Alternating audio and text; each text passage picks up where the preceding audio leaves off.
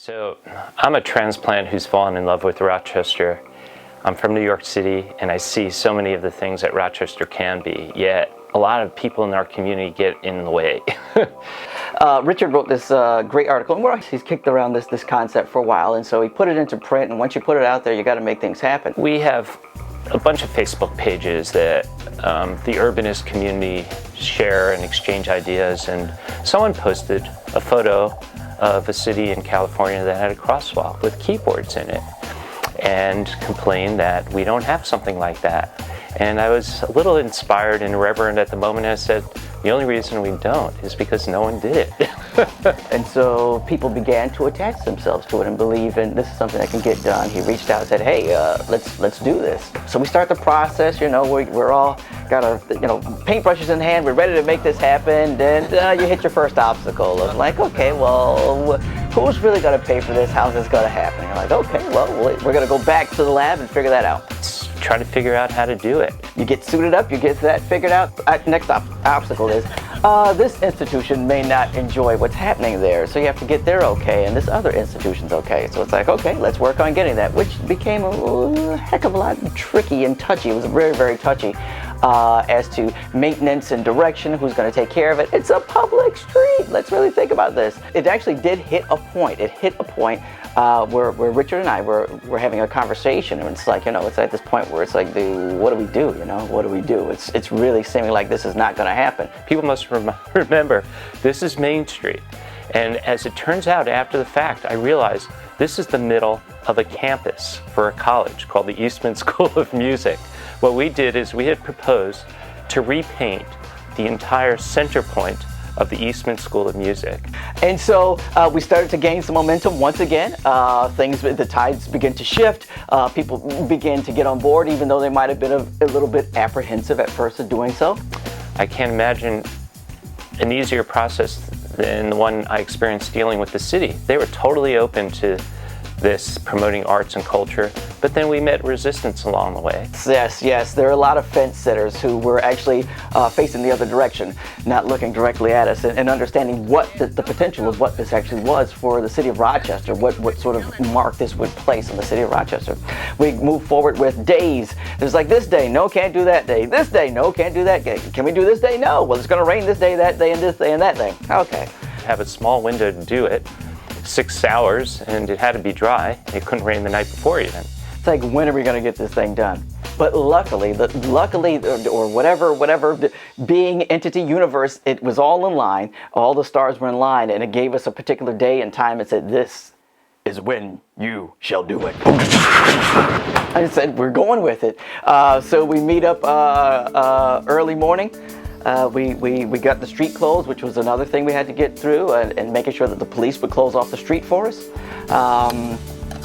And we wait.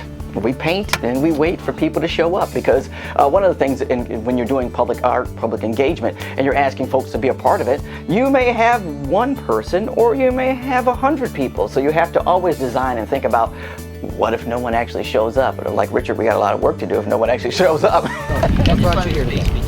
These are all going to This is exciting. It's fun. Yeah.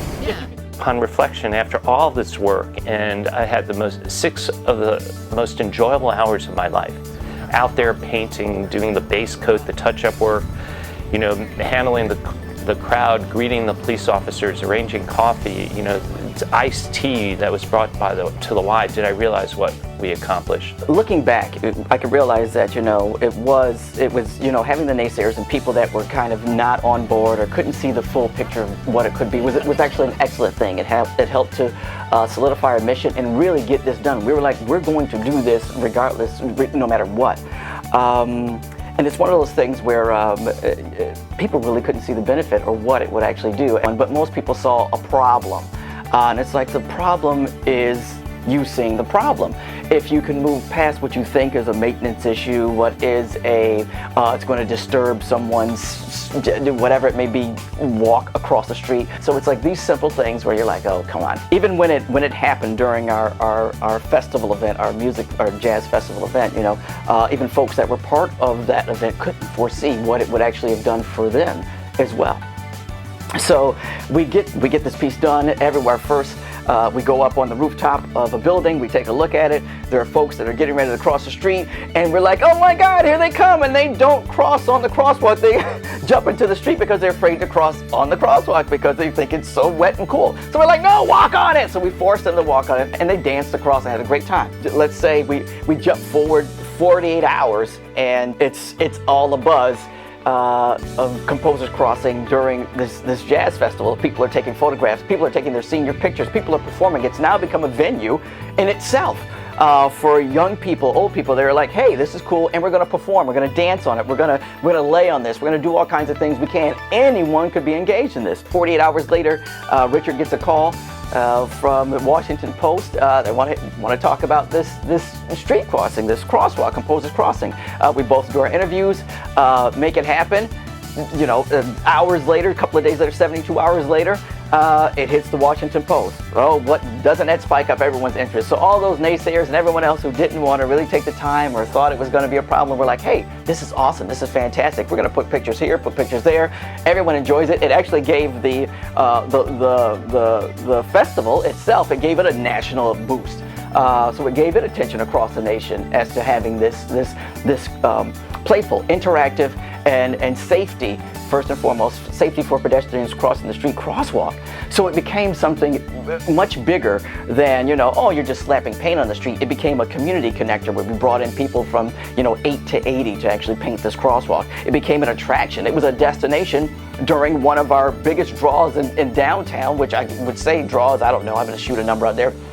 200,000 people throughout the course of it, and it was one of the destinations, unwritten destinations for everyone to go to. So it became sort of a symbol of what a community could do if you really stick to your guns, you hold tight to what you believe in, and you bring people in. So it was a very open process that we did throughout this. We told everybody what we're doing. Hey, do you want to be a part of this? We want you to be a part of it. It was not a behind the closed door event where a lot of things do happen in the public realm that are behind closed doors and it just pops up.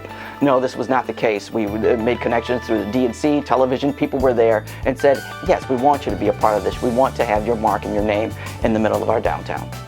Rochester is changing. Rochester needs to confront its past, which is highly segregationist. And here we are, we planted black and white keys. You know, people are returning from the suburbs, moving downtown. What better symbol of integration? In addition, we created a black guy and a white guy working together, created something that forms a bridge between one of the most elite institutions you could find right in downtown Rochester, the Eastman School, with the downtown YMCA. So the symbolism isn't lost on me, and I think it's absorbed by the community and judging by their reaction. In addition, we use street paint.